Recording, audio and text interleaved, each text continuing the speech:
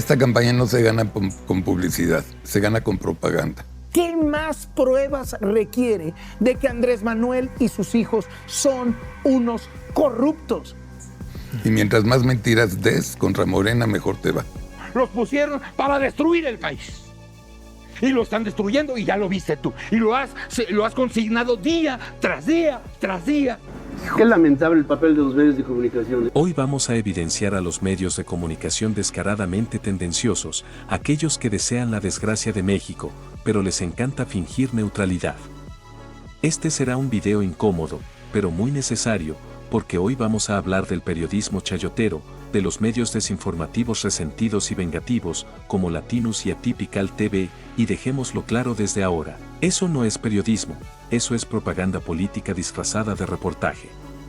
Ellos representan a quienes se arrodillaron ante el poder y se convirtieron en una porrista a modo. Xóchitl, carismática, entrona, muy buena en la plaza, muy buena con las entrevistas, con una propuesta razonable, etcétera, etcétera.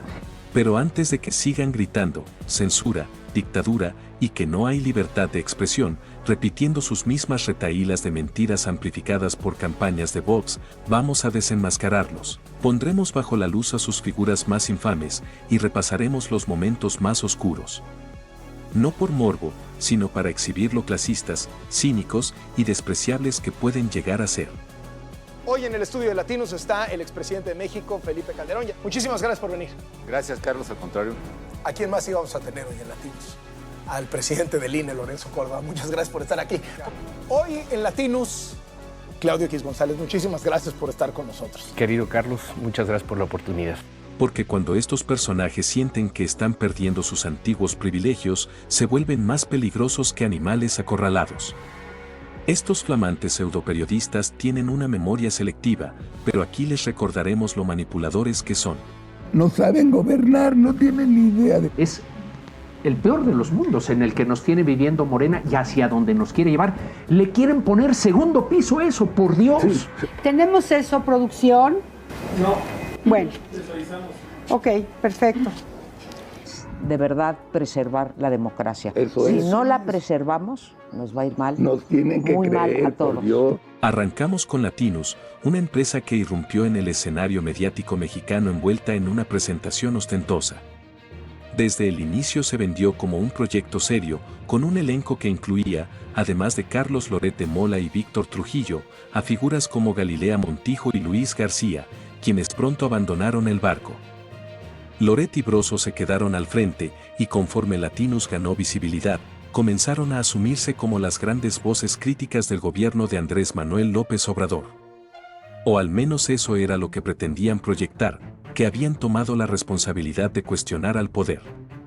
Como repite Broso, al poder no se le aplaude, se le cuestiona. El problema es que, bajo ese discurso, Latinus inició una cadena de entregas presentadas como periodismo de investigación, cuando en realidad eran piezas sin fondo. Trabajos que no pasarían la prueba mínima en ninguna escuela de periodismo. Y eso es clave, un reportaje de investigación no se basa en insinuaciones, se sostiene en pruebas, contexto y rigor.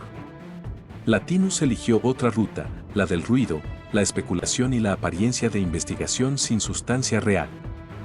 Lo que ofrecían era una colección de documentos inconexos, testimonios frágiles y narrativas construidas a medias. En el mejor de los casos, aparecían fuentes sin relación directa con los hechos, útiles apenas para sugerir una línea de ataque, nada más. Sin olvidar las carpetas de investigación filtradas de la Fiscalía. Si Latinus tuvo en sus manos documentos reservados de la Fiscalía General de la República, no estamos hablando de una casualidad ni de periodismo milagroso. Los expedientes en curso no se descargan de internet ni se consiguen tocando la puerta. Alguien con acceso interno decidió entregarlos, y cuando la información fluye desde oficinas donde el sigilo es obligatorio, siempre surge la duda incómoda: ¿hubo sobornos de por medio? El punto es simple y no admite rodeos: un reportaje de investigación no se construye con insinuaciones. La base de cualquier investigación periodística es comprobar la hipótesis que se plantea. Investigar significa documentar, contrastar y sostener una denuncia con pruebas sólidas, tanto documentales como testimoniales, respaldadas por fuentes claras y verificables. Todo lo demás es otra cosa. Es periodismo de anhelos, el deseo de que la realidad encaje en un relato previamente decidido. Es lanzar inferencias y luego trasladar la responsabilidad al televidente o al consumidor de YouTube para que saque sus conclusiones. Eso no es investigación. Es evasión. Y en esa práctica Latinus cayó de manera recurrente. Ahora bien, la crítica a un gobierno motivada por intereses corporativos no es ninguna novedad en México. La mayoría de los medios tradicionales lo ha hecho durante décadas. Precisamente por eso, cuando un proyecto migra a una plataforma digital, uno esperaría menos ataduras y mayor libertad editorial. Críticas duras, pero bien sustentadas. Nada de eso ocurrió. ¿Cómo una dictadura? Si ustedes pueden hablar. No, ahorita no es una dictadura. Vamos, se muere de ganas de que seamos una dictadura. Basta revisar los editoriales de Víctor Trujillo a lo largo del sexenio de Andrés Manuel López Obrador. Lejos de profundizar, el discurso se volvió cada vez más estridente, más vulgar y más agresivo. No para informar, sino para provocar, llamar la atención e imponer un punto de vista a gritos. Día tras día, le pusieron en la madre al país para que se lo vengan a servir quienes llegan en el norte. Tú y tu movimiento han dejado este país en un estado de fragilidad histórica. Hay algo que define con precisión tanto a Carlos Loret de Mola como a Broso, una soberbia profunda y persistente. Una soberbia que no solo los hace creerse dueños de la verdad, sino también convencerse de que tienen la autoridad moral e intelectual para decirle a la gente qué pensar, qué creer y cómo interpretar la realidad. Claro que tienen a su público cautivo. Tienen un nicho fiel que les aplaude cualquier exceso, cualquier ocurrencia, cualquier barbaridad que pronuncien. Pero el periodismo, al menos el que presume serlo, no se construye hablando únicamente para los convencidos. Se construye abriendo la discusión, confrontando ideas y aportando información útil incluso para quienes no comparten tu postura. ¡Ay! La consentí. La corcholata. Oye, ¿y el líder? El líder. No mames.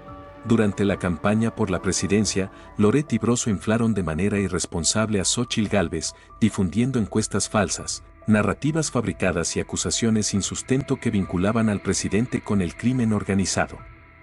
Vendieron propaganda como información. Una candidata diseñada para obedecer, una auténtica botarga política al servicio de intereses de Claudio X González y otros actores del mismo círculo. Nunca fueron independientes. Broso tuvo una etapa medianamente inteligente en el viejo CNI, Canal 40. Pero bastó su llegada a Televisa para que traicionara todo lo que decía cuestionar. Se convirtió en el payaso funcional del poder, y siempre será recordado como el payasito de la tele. Fue una herramienta del salinato y de figuras como Diego Fernández de Ceballos, participando activamente en las guerras sucias contra Andrés Manuel López Obrador. La soberbia de Víctor Trujillo llegó tan lejos que creyó que López Obrador debía seguir sus consejos. Al no ser escuchado, el resentimiento creció. De ahí la agresividad, los ataques a la presidenta y el desprecio abierto a la ciudadanía cuando el resultado electoral no les favoreció. Tú dijiste, sentó las bases de la actual mafia del poder.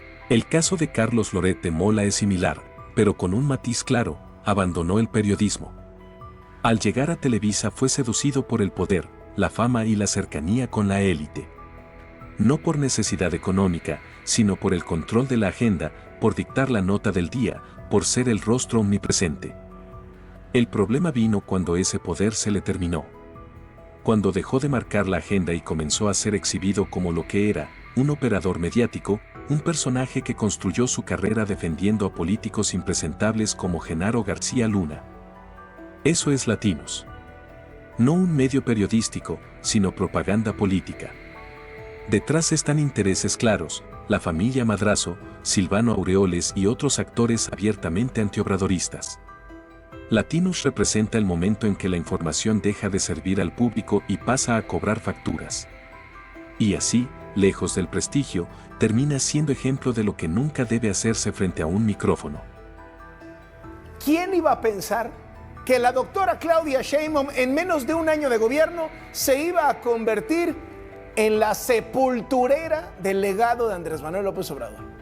La popularidad de Sheinbaum en el mínimo de todo el sexenio. Los trapitos sucios de Latinos. Latinos no es, ni ha sido nunca, un medio neutral o independiente. Detrás de la fachada de periodismo crítico opera una estructura de financiamiento opaca, con recursos triangulados desde el extranjero, provenientes de la comercialización de productos farmacéuticos y servicios de salud. Dinero que el propio medio nunca transparentó de forma clara, solo alegó persecución política.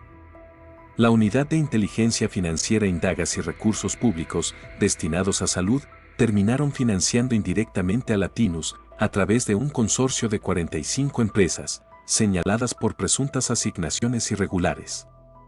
El financiamiento salió de gobiernos estatales encabezados por Francisco García Cabeza de Vaca, Alfredo del Mazo y Silvano Aureoles. ¿Casualidad?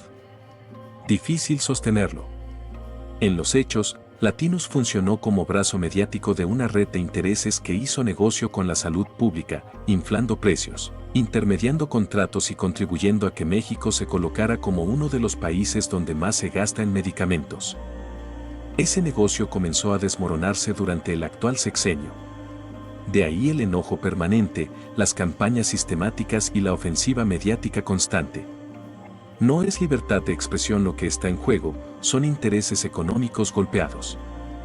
Cuando la evidencia financiera salió a la luz, Latinos hizo lo de siempre, victimizarse. Hablaron de censura y persecución política, pero el discurso no se sostiene. Durante todo el sexenio operaron sin restricciones, con una violencia retórica constante y sin enfrentar consecuencias reales.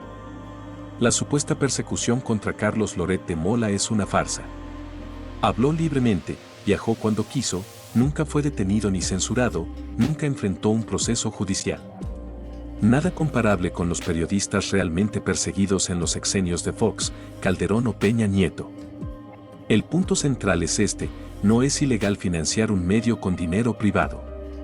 Lo verdaderamente grave es desviar recursos públicos destinados a medicinas para sostener un medio con agenda política.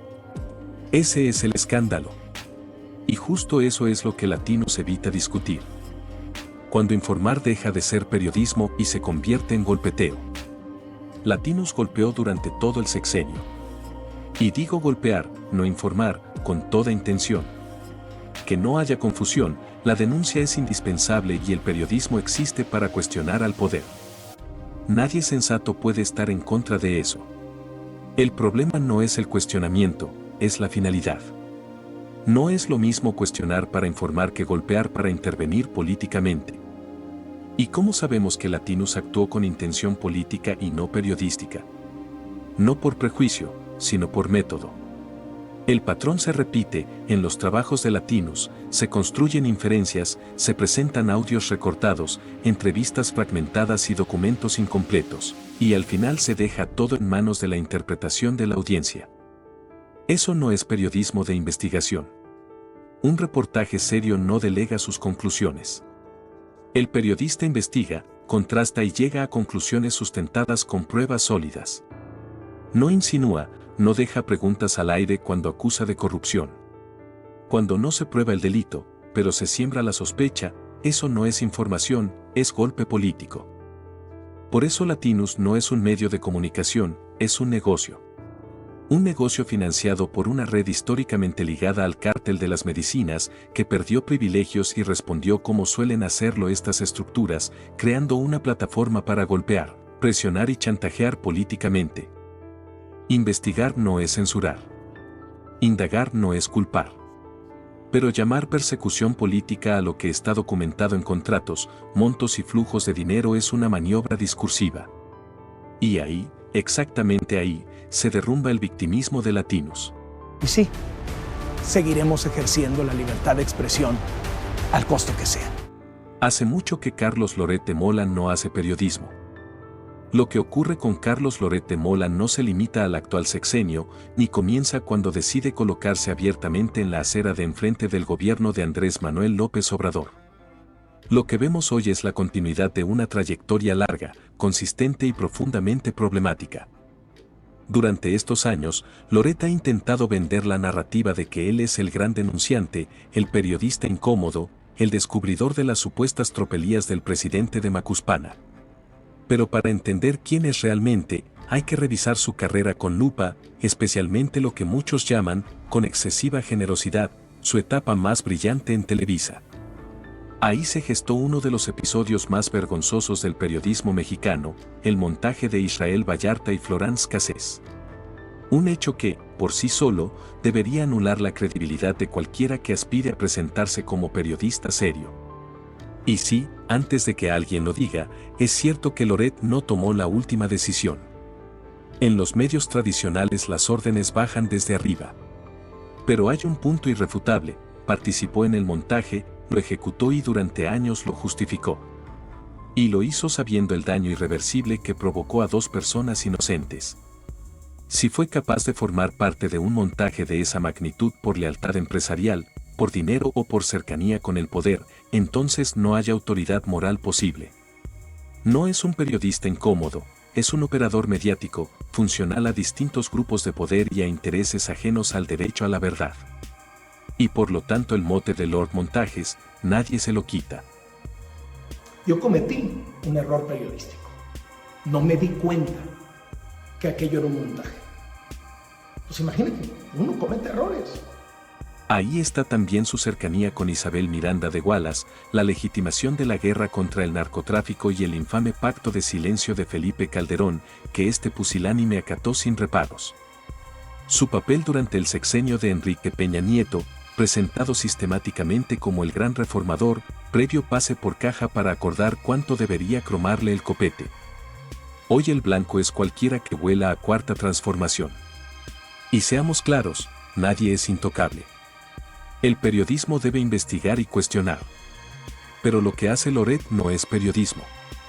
Sus grandes reportajes se sostienen en inferencias, suposiciones y fuentes vagas, sin pruebas contundentes ni conclusiones claras. Compararlos con investigaciones reales, como la de la Casa Blanca, es absurdo. Aquella fue documentada, precisa e irrefutable. Aquí no. Vivimos tiempos que exigen criterio crítico. No solo hacia el poder, sino también hacia quien dice cuestionarlo. Y lo que vemos hoy no es más que una operación mediática, impulsada por intereses políticos y empresariales en plena antesala de la lucha por el poder. Hay que entender algo fundamental: Latinus es un proyecto multimillonario, con más recursos que cualquier medio digital en México. Su músculo económico le permite invertir fuerte en pauta, posicionamiento y control de narrativa. Basta revisar sus publicaciones, la sección de comentarios parece un jardín perfecto, sin una sola crítica. Y eso, en Internet, simplemente no es normal, no es casualidad, es estrategia respaldada por dinero. Eso no es periodismo imparcial. Eso es politiquería disfrazada de reportaje. La presidenta se siente muy cómoda del lado de los dictadores. Sí. Seguimos con Atypical TV. Bienvenidos a un programa más de... Atypical TV, Atypical TV, suscríbete. Los que hoy gritan polarización casi nunca lo hacen por amor a la convergencia.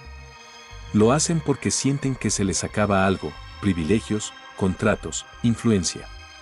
No protestan por la división social, protestan porque ya no mandan como antes.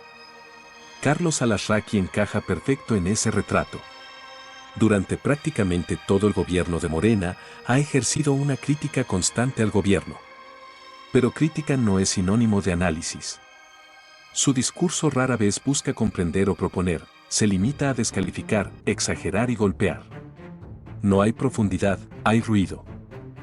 Estoy seguro que el PRI y el PAN gobernaban mejor. Con el paso del tiempo, Alasraqui terminó, más por conveniencia que por convicción, convertido en vocero de los intereses empresariales y de la derecha política. La razón es simple: dinero. El nuevo gobierno dejó de contratar sus servicios, esos mismos que durante años le compraron Felipe Calderón y Enrique Peña Nieto para campañas agresivas, engañosas y manipuladoras. De ahí viene su lógica: se vale mentir, lo importante es pegar primero y luego ver qué pasa. Su doctrina es simple: mientras más mentiras des contra Morena, mejor te va. Esta campaña no se gana con publicidad, se gana con propaganda. Y mientras más mentiras des contra Morena, mejor te va. Así nace Atypical TV, la cuna de Somos la Resistencia. En teoría, un espacio legítimo para expresar ideas de derecha. En la práctica, un circo de gritos, insultos y escenarios apocalípticos. Y lo grave no es solo el espectáculo. Es el clasismo que destilan. El desprecio hacia los pobres, hacia lo moreno, hacia la mayoría del país. Un discurso diseñado para dividir, para normalizar la desigualdad y proteger a una minoría privilegiada. Por eso odian tanto a la 4T. No por sus errores, sino porque movió el tablero. Porque les recordó que el poder no les pertenece. Y eso, para ellos, es imperdonable.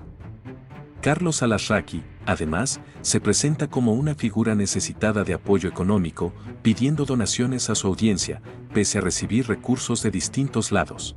Mil gracias por sus aportaciones económicas. No tienen una idea cómo nos ayudan. No tienen una idea, así que síganos ayudando.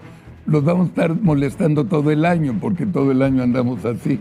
El episodio de los supuestos donativos para los damnificados de Acapulco terminó por exhibir el nivel de desconexión y cinismo, presumir la compra de 100 litros de agua como un acto de solidaridad, sin siquiera saber dónde adquirirlos, provocó una ola de burlas justificada.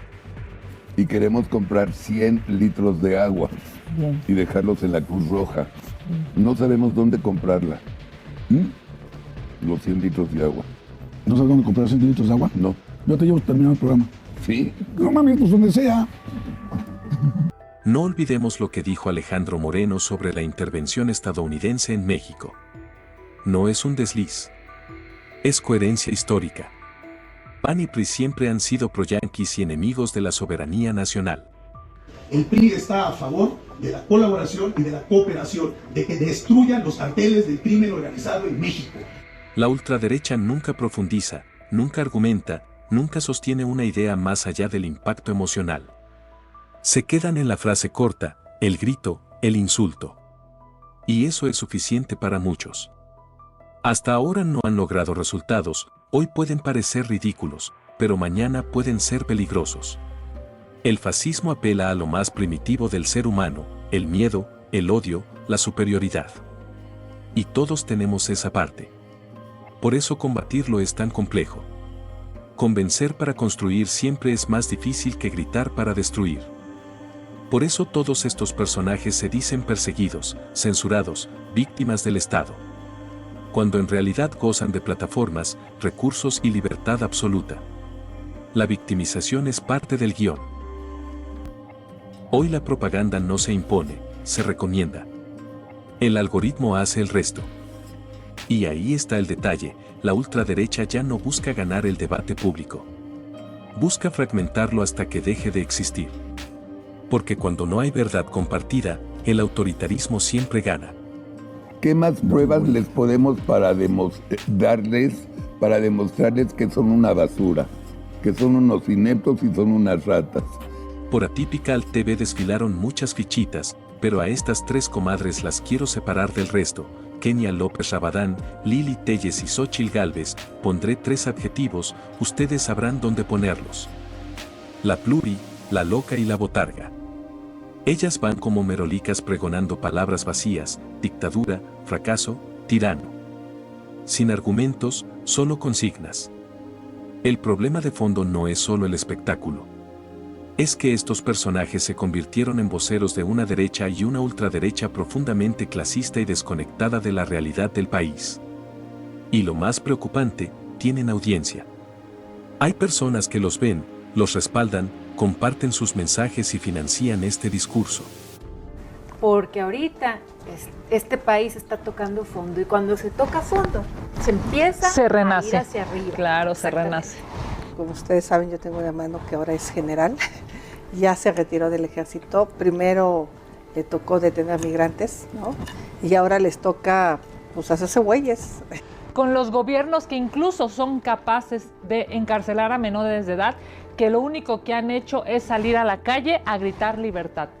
Después de ver a estas 3 finas personas, Pasemos a ver a los demás flamantes personajes que engalanaron este foro del conocimiento. Puro esperpento que no dudaría un segundo en vender a la patria si ello les beneficia económicamente. Los seres más despreciables que merecen ser recordados para no olvidar lo miserable que son. ¿Sabes dónde hiciste el primer intento para después aplicar el algoritmo en el 2 de junio? Empezamos con Mr. Algoritmo. Pedro Ferriz de Con pasó del cuestionamiento al activismo rabioso, del dato al llamado abierto a tumbar un proyecto político elegido en las urnas. Ya no informa, agita. Ya no contrasta, insulta. Se rodeó de los restos del viejo régimen, los mismos responsables del desastre que dice combatir, y con eso sepultó cualquier rastro de independencia. Su discurso es predecible, estridente y un flujo constante. Y hablando de flujos, su retórica es igual de tóxica y contagiosa a la infección que le contagió a su amante, uno de tantos escándalos personales que lo persiguen. ¿Y cómo te despertaste? No, pues me despertó mi esposa, me dijo, oye, güey, ya estás en el despertador y no te das cuenta. Déjalo, baby, ¿cómo estás? Bien, sí, bien, ahí voy. No tengo ni cistitis, ni tengo comezón, ni tengo olores, ni tengo ardor, mi flujo es blanco, o sea, normal. Sí, pero no, yo, vamos, vuelo normal, no tengo ningún tipo de molestia ni de incomodidad, tengo flujito porque pues, te digo que estoy yo en el climaterio. Seguimos con la viuda alegre, María Amparo Casar, critica el gasto público con una severidad quirúrgica, salvo cuando se trata del suyo. Su punto débil es la incongruencia ética. Durante casi 2 décadas recibió una pensión de Petróleos Mexicanos y, según las denuncias oficiales, acumuló más de 31 millones de pesos, además de otras prestaciones. Mientras construye un discurso de austeridad y moral pública, es políticamente indefendible frente a su narrativa de ser la presidente de Mexicanos contra la corrupción, la cual recibe donativos directos de Estados Unidos y otros tantos de empresarios de moralidad cuestionable de México, lo cual hace sospechar más de sus ataques contra Morena. Un reporte de la Unidad de Inteligencia Financiera del Gobierno de México revela que su organización recibió ingresos por un total de aproximadamente 502 millones de pesos entre 2015 y 2023, todo libre de impuestos. Esa contradicción erosiona su autoridad moral y convierte su crítica en un ejercicio selectivo. Sí se juega un proyecto autoritario versus un proyecto democrático. Absolutamente. No, María Amparo. Xochitl, si gana, va a recibir un país en llamas. Como decía Ursúa, un cartucho de dinamita prendido. ¿Sí? Bueno, lo va a recibir así. Pasamos con una priista de cepa, Beatriz Pajés, convirtió la crítica política en una alarma permanente. Para ella, cada decisión es una amenaza y cada desacuerdo es dictadura. El problema no es que critique, sino que todo lo lleva al extremo hasta vaciar de sentido sus propias advertencias. Cuando todo es peligro, nada lo es. Su discurso no busca comprender ni explicar, busca provocar miedo, es una estrategia para deshumanizar al adversario y colocarse moralmente por encima. Así, la crítica deja de ser análisis y se transforma en un ejercicio de estridencia que termina anulando su propia credibilidad. Aquí hay propaganda, a ver cómo engaño para mantenerme en el poder, para que esa gente que tú le llamas los AMLovers sigan votando por mí y yo siga gozando de estos privilegios. Ahora un grande, pero solo en incongruencias, Fernando Belaunzarán, encarna a la izquierda que gobernó sin transformar y ahora critica desde el púlpito moral. Cuestiona a la 4T, con una superioridad ética que nunca se reflejó en resultados cuando tuvo poder real. Su debilidad es histórica, pide lo que no hizo y condena lo que no supo cambiar. Es la voz del yo sí sabía, aunque nunca lo demostró en los hechos. Sus programas sociales no están sacando a la pobreza a nadie, o a muy pocos, ¿no? Ya lo dijo, él lo que quisiera es, no vaya a ser que saque a la gente de la pobreza a la clase media y entonces vayan a ser aspiracionistas y ya no voten por Morena. Él quiere una masa empobrecida. Pasamos al junior del viejo régimen. Claudio X González representa a la élite que nunca pasó por las urnas pero pretende dictar el rumbo del país. Su activismo carece de legitimidad democrática. Ese es su flanco central. Habla de democracia sin someterse a ella. Influye sin representar. Se vende como el salvador de la clase empresarial, pero después de tantos errores ya nadie le cree. Los autoritarios son especialistas en mentir, en distraer. Así es. Y en atemorizar. Así es. Un autoritarismo como el de Morena. Llegamos al conflicto permanente. Laura Zapata sustituyó el argumento por el insulto. Su discurso es puro estruendo. Provoca, pero no propone. Su debilidad es clara, la estridencia cansa y vacía. Funciona para el espectáculo, no para el debate. Mucho grito, cero ideas. Ni su familia la quiere cerca. Pero la orden del carroñero mayor Andrés Manuel López Obrador se está cumpliendo y se está llevando a cabo. Xóchitl Gálvez desplumó a la narcocandidata que ni las manos metió, pues se quedó turulata. Ya que andamos encarrilados, vamos a echar un vistazo a otros personajes igual de nocivos, pero desde otras plataformas. Damos paso al palero Pedro Ferriz-Hijar, solo existe políticamente por herencia, no por trayectoria. Su presencia pública se sostiene en el escándalo digital, no en el rigor. Confunde volumen con argumento y viralidad con verdad. Vive para ser el arrastrado más fiel de Salinas Pliego, pensando que puede tener una relación más sana que con su propio padre. Pero su voz no tiene eco. Es un simple edecán al servicio de los poderosos. La manzana no cae lejos del árbol, y aquí queda claro el patrón: imprudencia, abuso de sustancias, esteroides, un feo divorcio ocasionado por un amorío muy de caballeros. El cartel del bienestar, escúchenme lo que les estoy diciendo, hashtag el cartel del bienestar. Seguimos con Denise Dresser, se presenta como árbitra severa del poder, pero su talón de Aquiles es la exigencia selectiva. La lupa es implacable con el gobierno actual pero indulgente con los excesos del pasado. La crítica coincidió demasiado con el show, y la cercanía con Broso convirtió la tribuna académica en pasarela mediática. Nada ilegal, pero muy incómodo de ver. El problema no es la vida privada, es cuando la crítica presume independencia mientras coquetea con un payaso. Y como remate involuntario, su paso por la pista dejó claro que ni el ritmo ni la gracia se improvisan. Cuando la forma falla, el fondo también pierde aplomo.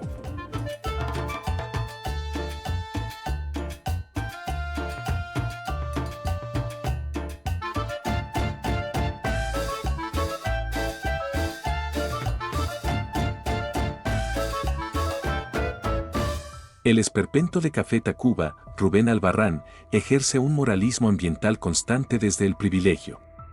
Critica al gobierno sin contexto social, sin propuestas y sin asumir el peso político de su voz. Su punto débil es la irresponsabilidad discursiva, señala, pero no se hace cargo del impacto. Protesta sin consecuencias. Que pretende un megaproyecto transísmico y que disfraza su violencia con un paseo dominical por un mal llamado Tren Maya para que a la familia se le olviden los gritos y los golpes. Y como teloneros, Molotov. Nació como una banda que incomodaba al poder, señalando corrupción, abuso y desigualdad del viejo régimen. Su música era un grito antisistema, no una pose. Hoy esa rebeldía se diluyó. El grupo pasó de cuestionar estructuras de poder a ser tus tías panistas adictas a la caspa del diablo. Todos estos infames no informan ni protestan, solo buscan proteger sus propios intereses y lo disfrazan de libertad de expresión. Un país muy chingón. Les recuerda como todo no está alineado a ningún partido político, ni estamos alineados a cualquier cuadro de transformación. Y no hay fecha que no se cumpla, ni elección que no se cuente, y cuando las urnas hablan, las narrativas se callan. El karma no avisa, solo llega, puntual y sin pedir permiso. Durante meses, el grupo encabezado por Carlos Alasraqui no ocultó su apoyo ciego por la candidata Xóchitl Gálvez. Programas dedicados a ella, mesas de análisis y editoriales insistían en la narrativa de una contienda cerrada, encuestas esperanzadoras, análisis optimistas, y la idea de una ola rosa capaz de revertir el rumbo político del país. El discurso era constante: crítica frontal al obradorismo y respaldo abierto a la oposición. Y una certeza absoluta de que el cambio ya estaba firmado. Ellos en su mundo creyeron que Claudia Sheinbaum estaba contra las cuerdas y que solo faltaba hacerlo oficial. Si queremos algo distinto, comencemos por hacer algo distinto. Pero llegó el día de la elección y conforme avanzaban los conteos rápidos y las tendencias oficiales comenzaron a marcar una diferencia amplia en su contra, el tono cambió. La seguridad dio paso a silencios incómodos, gestos tensos, entusiasmo que se evaporó más rápido que las promesas de Alito, todo junto con explicaciones apresuradas, buscando en su celular la respuesta. Lo que durante meses se presentó como una victoria inminente, terminó convirtiéndose en desconcierto en vivo. Aquella noche no solo se anunciaron resultados, también quedó expuesta la distancia entre la narrativa mediática y la realidad electoral. El festejo anticipado y las risas pasaron a ser una mesa llena de caras largas y tristeza. Todo porque el chayote seguirá sin llegar, quisiera decir que daba pena ajena, pero no. Realmente me dio risa verlos paralizados, totalmente perplejos, descubriendo en tiempo real que su burbuja se había reventado y que las elecciones no se ganan en sobremesas, sino en las urnas. Esa noche no solo habló el pueblo, habló la realidad. Y vaya que habló fuerte. Y nos tenemos que ir. No, ¿Todos? yo no me voy. Yo lucho por México, perdón. Yo no. O sea, ¿tú no te vas de aquí? No. ¿Te vas?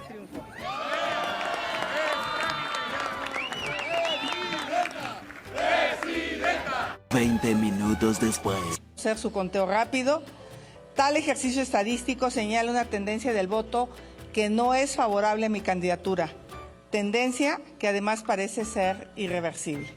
Amigas y amigos, vamos adelante y que viva México. Muchas gracias.